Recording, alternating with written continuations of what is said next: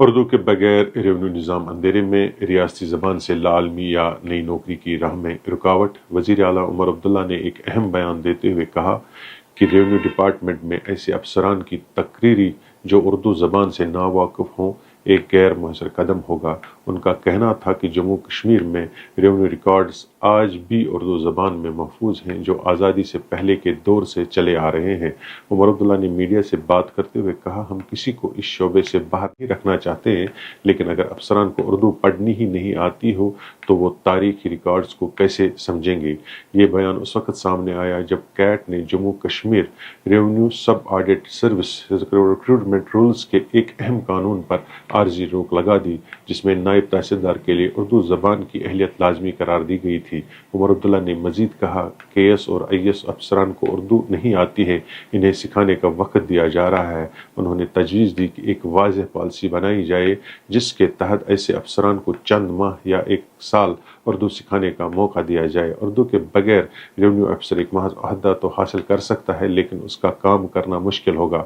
Urdu records کا صحیح فہم تبھی ممکن ہے جب زبان کو سمجھا جائے، عمر عبداللہ نے واضح کیا۔ ادھر ایک اور اہم سیاسی پیش رفت میں عمر عبداللہ نے کانگریس صدر اور راہل گاندھی کی طرف سے وزیر اعظم نریندر مودی کو بھیجے گئے خط کا خیر مقدم کیا، جس میں جموں کشمیر کی رہائشی حیثیت کی بحالی کا مطالبہ کیا گیا۔ انہوں نے کہا، ہم نے کبھی کوئی غیر معمولی مطالبہ نہیں کیا، صرف وہی مانگا جو ہم سے پارلیمنٹ، سپریم کورٹ اور عوامی جلسوں میں وعدہ کیا گیا تھا۔ اب مزید تاخیر نہیں ہونی چاہیے، ریاستی درجہ فوری طور پر بحال کیا جائے۔ آخر میں عمر عبداللہ نے امرناتھ یاتری کے متعلق بھی پرامید پیش گوئیاں کی اور کہا کہ رواں برس 3.5 لاکھ سے زائد یاتریوں کے کشمیر آنے کی امید ہے، باوجود اس کے کہ پہلگام حملے کے بعد خدشات ظاہر کیے جا رہے تھے۔ ریونیو ریکارڈز محض کاغذ کے چند صفحات نہیں بلکہ تاریخ اور شناخت کے عکس ہیں۔